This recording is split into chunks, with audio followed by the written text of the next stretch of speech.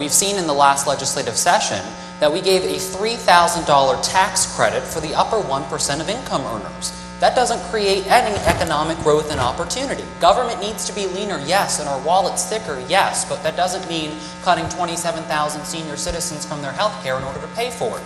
Now, we saw in the last round of tax cuts based on LD 1043 that basically said, okay, if you're making over $323,000, you are going to get a $3,000 tax break. Well, I don't know about you, but a lot of people around here aren't making $323,000 or more. I want to give tax breaks to middle-class families that we've seen so many tax increases at the local level. People cannot afford that. So we have to create the economic opportunity at the state level. And how you do that is give tax incentives for small businesses to create jobs. But the Republican plan is lumping small business owners and the wealthy in the same category. That's not clearly having a conversation with any small business owner that I've talked to in Saco. They're not wealthy. They're struggling to make ends meet. So I think tax cuts can create economic growth and opportunity, but they have to be targeted at the people that need them. At this point, leadership isn't about taking a pass, it's having the courage of your convictions. But on this topic, as a former member of the State Board of Education, this is an issue I'm most passionate about and have the most experience in this race. The Republicanly controlled legislature cut education funding from 55% to 46%.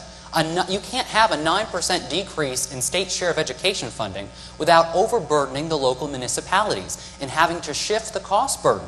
We've actually seen it in this community and having to make political tough choices at the local level of raising local property taxes, making damaging budget cuts, or a combination of both, which is exactly what we've seen. So you can thank the Republicanly controlled legislature for that tax increase. And I know they're the ones championing the RSU withdrawal, but the fact of the matter is you have to fund education at 55%. That is what the voters of Maine decided on, and they're letting us down. They're letting the students down. They're letting the future of this state down. And as a young person, I take this very seriously because we have to provide young people with the tools necessary to compete in a global economy. And we're not doing that. You know, I was lucky to be a graduate of Thornton Academy. And we have a lot of opportunities here. But so many other communities don't have what we have, and we're not going to be able to sustain our level of academic vigor and in terms of preparing young people for the future world by cutting funding. We're just not going to be able to do it. There's a reason why we've had to build dormitories in order to make up for the lost revenue here. And there are some towns that have iPads for their kindergartners, and some high schools don't have textbooks. There's a huge educational disparity that we have to shore up. At the same time, we need to invest in trade programs. If you want to use your hands, you should be given the opportunities to do that. So I think we need to ensure that that funding not only exists, but is further along. Also, I would support a mandatory internship program at the high school level to get hands-on experiential learning, something I proposed since 11 months ago when I started this campaign. So this is an issue I'm most interested in. It's something I fought for many years on the State Board of Education. Thank you. Well, on the State Board of Education, this is something I actually did try to address. I did bring it up, the fact that each student has to have an individual tracked education system. Not everybody wants to go into a trade, and not everybody wants to go to college. I think having the balance between students that want to go down one path or the other is important. And right now, I don't think those are clearly defined in our school system today. So to address specifically the question, I would definitely foster more partnerships between, like, for instance, Biddeford Technical Program. I think that program is great. We need more of that. Having toured the state, going from school to see what works and what doesn't work in our education system as a member of the State Board of Education, I saw programs across the state that should be used as a model. Like, for instance, Lewiston Technical High School is fantastic. I mean, one of their programs is a culinary program, and I've personally sampled their culinary cuisine, and let me tell you, they are ready on day one after graduation to work as line cooks and chefs. On day one. They don't need any more training after that. And so I think that is the type of thing, yeah, not necessarily just culinary, but they have a number of different tracked education programs that I think that needs to be installed across the state. And that may take an initial investment, but you know, that investment is going to pay off tenfold because right now we have to restart our state economy. And because the mills have left a lot of these communities, we're not really producing what we need to. And we're not even competing in the 21st century. So we need to really evaluate where are the jobs, what jobs can we bring here, and then fully train our students to prepare for those kinds of workforce. To me, natural gas represents a temporary Band-Aid over a gushing wound. I think great for the next 60 to 80 years, but then what? I think it needs to be part of a long-term solution, but it can't be the only solution. Again, I definitely echo the concerns about the taxpayer cost. I actually do agree with Tim on the idea of focusing on personalization, alternative energy conversion of individual homes. I think that's great. Maybe they should talk to their Republican colleagues that are going to let that expire if they stay in power. The individual tax break to convert each individual home to either solar or wind power needs to continue, and we need to invest in that program. This is an example of where there could be a public-private partnership. And having spoken with Steve Fennell of Saco Solar Store, who's one of many Saco business owners who've overwhelmingly endorsed my campaign, is his business is going to go under in Saco if this renewable tax break expires. I mean, that's an example of a decision in Augusta is going to have a negative impact on a local business. And so I think it can be part of our long-term energy solutions to say, hey, look, let's try to make it affordable for individuals to convert their homes to solar or wind. In addition, something we haven't talked about yet is converting schools to alternative energy systems. You know, again, having toured the school systems across the state, I found some schools, like a middle school in Mid-Coast, Maine, using geothermal technology to heat their school. Guess what? They have a pellet backup system. They use less than $90 of oil a year. Less than $90. So yeah, there's going to be an initial investment, and we have to definitely talk with experts to see where we can actually utilize geothermal technology. But why not look at converting our school systems that have an extreme high rising cost of paying for fuel? I mean, that plays into this whole idea of why we're cutting education 9%. Let's have some cost savings by incorporating alternative energy solutions. Definitely can't overtax our way out of this, but we can't overcut either. I mean, we saw in this last legislative session that we cut 27,000 senior citizens from health care. You know, what do I tell somebody like my grandmother who plays bingo over at the community center at Franklin Street? A lot of her friends were some of the individuals that were cut. That was a price tag. They were a number on a spreadsheet. What do you tell those people? And then to combine the cuts in health care with an 18% increase in local taxes stemming from a shift in the cost burden from the state. And then on top of that, we have a cost of living increase by the high gases and subsequently the high grocery cost. What are these families supposed to do? What are these senior citizens supposed to do? So we have a $756 million budget gap that we're going to have to deal with if elected. $756 million. What were they doing last year? Clearly not doing their jobs effectively, because we shouldn't have that. Well, guess what happened? On the backs of seniors and students, by cutting education 9% and 27,000 seniors, guess what? They decided, okay, let's take that cost savings and coat the pockets of the rich. Great, good for you. How's that trickle down working out for you? You know, I've waited for the breadcrumbs for far too long. My generation are leaving the state because they can't find work. This all has to do with each other. This is a domino effect on this economy. It can't be solved with one tax here or there. This is a long-term problem, and it warrants long-term solutions. And we have to include small businesses at the table. This is why Saco business owners like Rye Russell of the Saco Drive-In have overwhelmingly endorsed my campaign, because they want a small business advocate in Augusta. They want a seat at the table. They don't want somebody who's going to overburden middle-class families or senior citizens. They want somebody who's going to recognize that we need to be giving that same tax break, instead of the rich, to small business owners, because they're different categories. But you would know that if you actually talk to small businesses in Saco, not a conservative think tank. So I think it's important that we actually look at the facts. Now, having been a journalist for so many years, I like facts. I'm sorry. I think facts lead to truth. And I know that's hard to find in politics today, but I think it's important. We need to hold all leaders accountable for their actions and inactions, Democrats and Republicans, because both are to blame for the problems that we face. And Roland. Excuse me. Oh, yeah. Justin for president.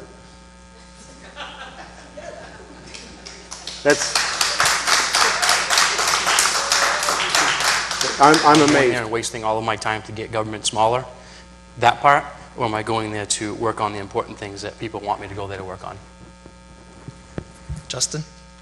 You have to multitask if you're a state representative. You don't just get a priority list of a few points and just hope for the best. But I would definitely support a unicameral legislature that Representative Valentino has proposed multiple times, but obviously people in power want to hold on to their power. Go figure. And so obviously that's something that we definitely need to look at because it would save $15 million a year.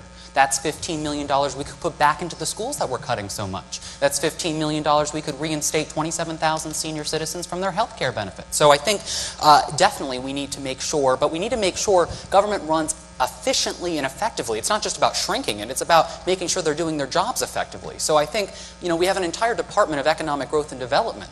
I would definitely like to take a look at what they're actually doing because I'm not really seeing the kind of economic growth and development we need in the state. So I think let's shine a spotlight on some of these things. Obviously the media have dropped the ball, and as a former journalist myself, the media can do a better job in holding leaders accountable, but let's send a journalist to Augusta to do it internally. 50,000 Mainers looking for work today. Young people that I graduated with right here at Thornton Academy have left the state because they can't find work. This is a crisis, and a continuation of the failed policies of the last 2 years isn't going to get us anywhere. And so I would, on day one, work with Representative Seth Berry to reintroduce his legislation that he introduced and didn't go through last legislative session to roll back the tax cuts, the $3,000 tax credits for individuals like Stephen King.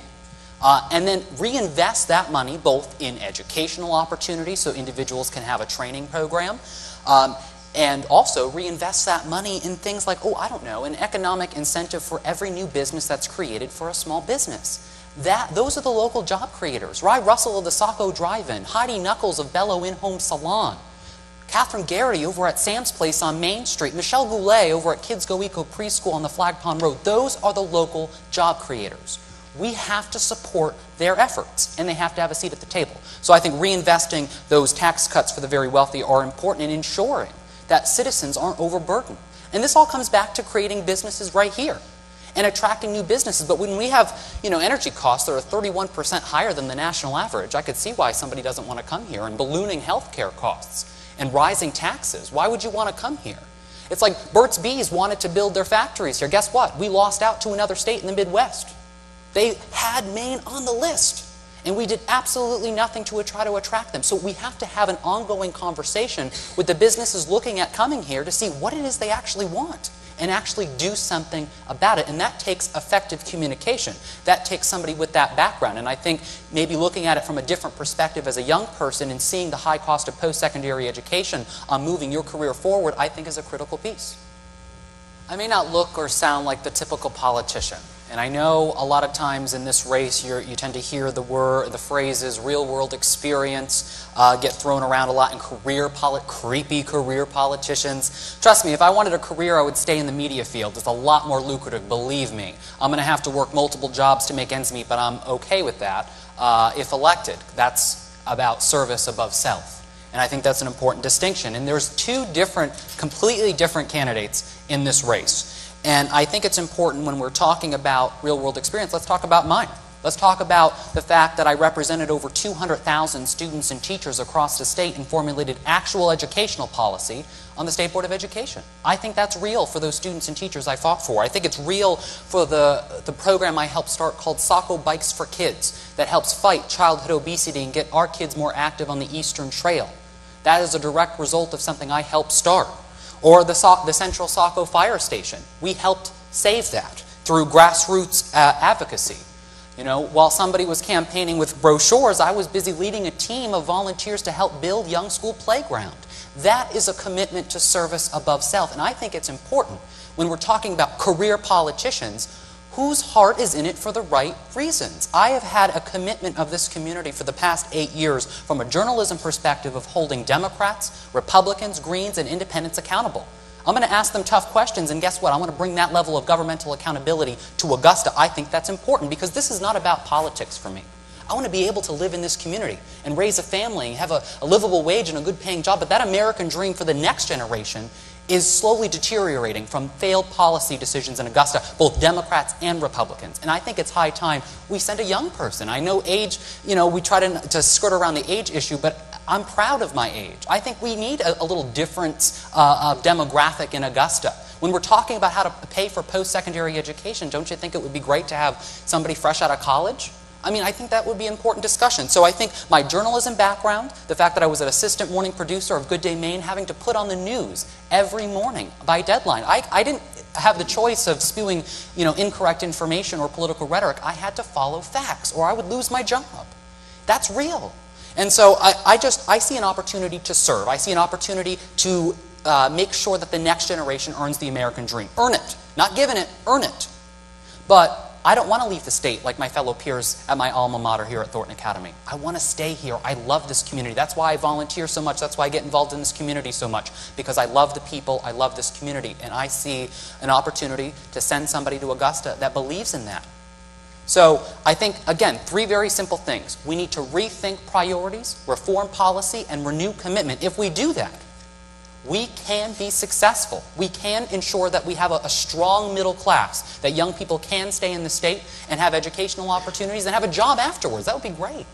And so I want to see that through. And I hope people, if they need more information about my campaign, they can visit my campaign website at justinforsaco.com and have an ongoing discussion, because this is much a part of the conversation with you than me. This is not about me, it's about the collective we.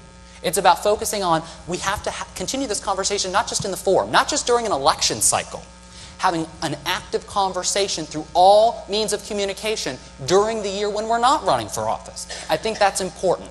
And so I want to continue that conversation. I want to be honored to serve in the legislature like I've served in this community in other capacities, but in the legislature on November 6th. Thank you.